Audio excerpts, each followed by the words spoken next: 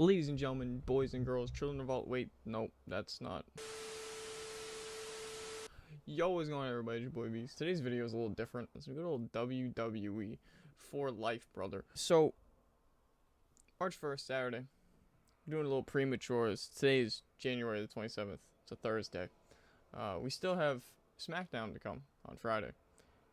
I don't think SmackDown's going to be at all interesting, like it has been for the past, 2 weeks, 3 weeks. It's kind of been ass. So I don't think the go-home show is going to be any more better than it's going to be.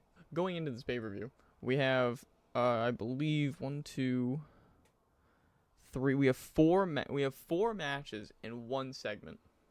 We have 4 matches in one segment. So we got a total of five things on this card. Starting off, I guess we'll start off with the women's elimination chamber. Let's go with that.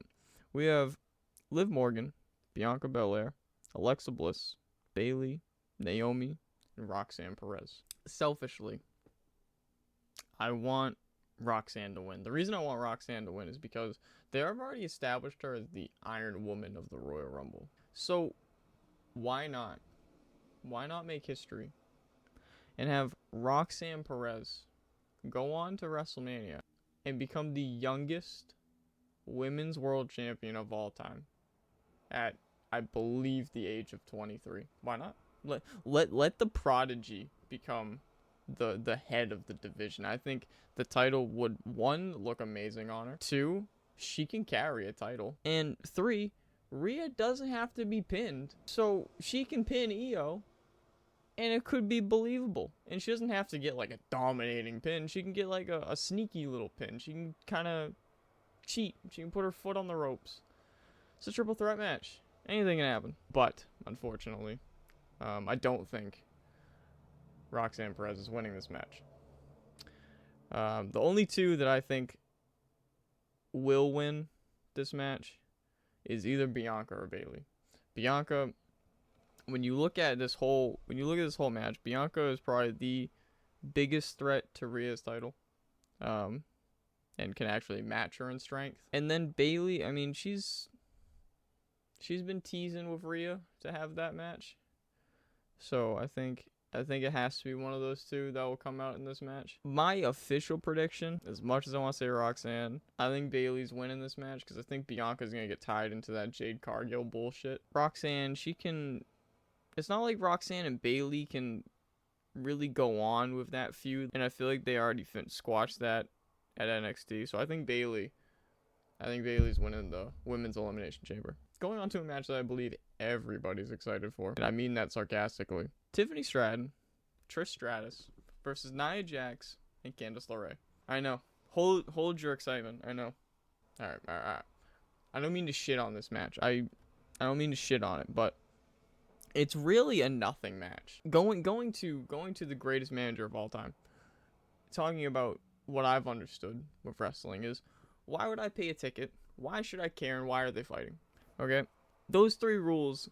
I don't care for this match, for 1. I wouldn't pay a ticket to see this match. The only redeeming quality of this match is that Tiffany Stratton and Trish Stratus win, which is my prediction, and that gives Tiffy momentum to beat Charlotte and prevent the 2000th world title run with Charlotte Flair. We're moving on. Moving to an absolute banger of a match. I already know this match is going to be insane, but I'll be upset if one thing doesn't happen. It is the unsanctioned match between Kevin Owens and Sami Zayn. I am predicting, it's a bold prediction. I am predicting that Sami Zayn wins this match because of a returning Randy Orton screwing Kevin Owens. So it's unsanctioned, so anything can happen. Like, WWE is not responsible for anything that happens in this match. I think what would make this match more interesting is Randy returning, and you can set up Kevin Owens versus Randy Orton at Mania, probably night 1, I would assume. So, official prediction for the unsanctioned match is Sami Zayn wins via a returning Randy Orton. Moving on to the last 2 segments, which tie in together, actually. And that would be the men's elimination chamber and The Rock and Cody Rhodes. These 2 segments really tie into each other. One, because, you know, the men's elimination chamber is to determine the number one contender for Cody's WWE Undisputed Championship. But it also leads into possible other matches and more stories of WrestleMania, and possibly other pay-per-views after WrestleMania, probably Backlash, and maybe even leading all the way till SummerSlam. But going into the men's elimination chamber, we have Seth Rollins, Damian Priest, Logan Paul, Drew McIntyre, CM Punk, and the man who's on his farewell tour, arguable greatest of all time, John Cena. There's a lot of bad blood in this match. We have CM Punk and Drew. We have Logan and Punk. We got Priest and Drew. We got Seth and Punk. We got Logan and everybody. You have a really old feud of Cena and Punk. I mean, the bad blood in this match is insane. And it's gonna be a good match. Let's just run down the list. Seth Rollins. I don't think he's gonna win. And no, I don't think Roman's gonna interfere. I think this match is gonna be very clean. I think Seth is probably gonna get eliminated by Punk or Drew. I'll get into why I don't think Roman's gonna interfere.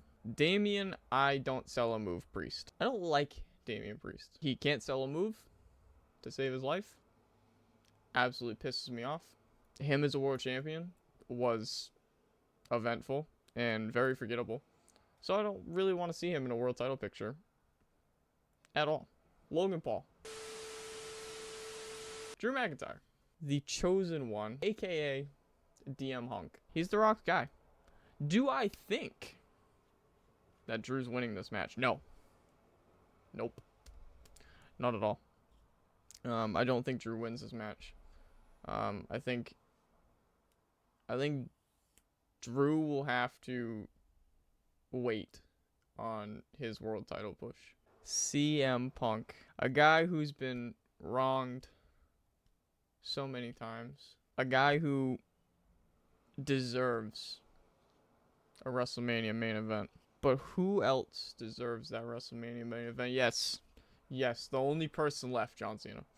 He is on his farewell tour.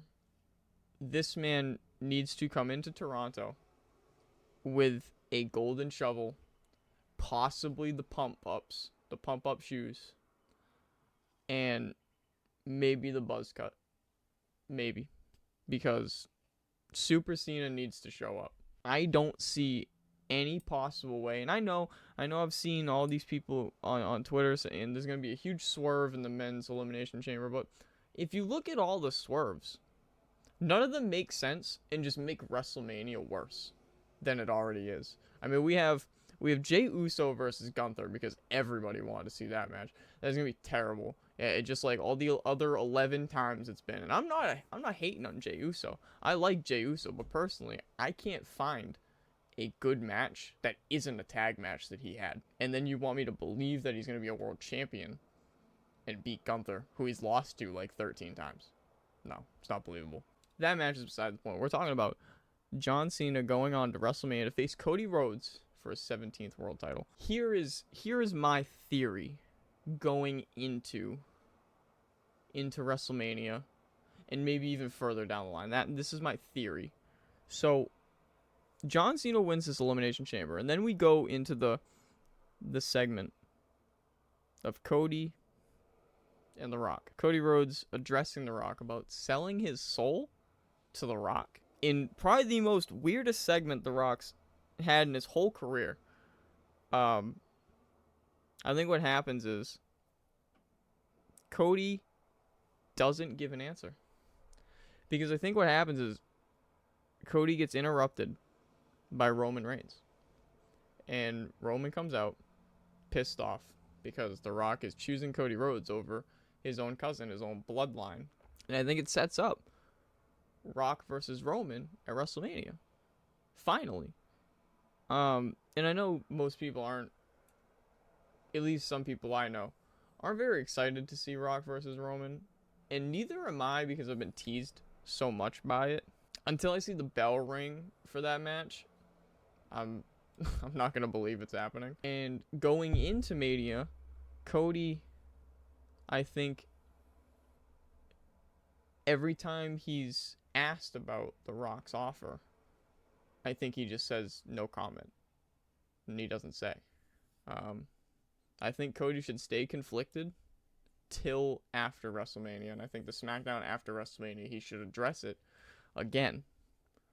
So I think what happens is Cena wins on Saturday, goes to WrestleMania, beats a very clouded-minded Cody Rhodes. Cody Rhodes, not in his clearest of minds. He loses to John Cena. John Cena gets his 17th championship. And the SmackDown after WrestleMania, Cody Rhodes calls out The Rock and addresses that he would like to take his offer because he's upset that he lost the championship, all that bullshit. And I think The Rock tells Cody Rhodes, no, you had your chance and you blew it.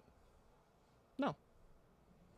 So this leads into possibly SummerSlam. And we get Cody Rhodes still as a babyface.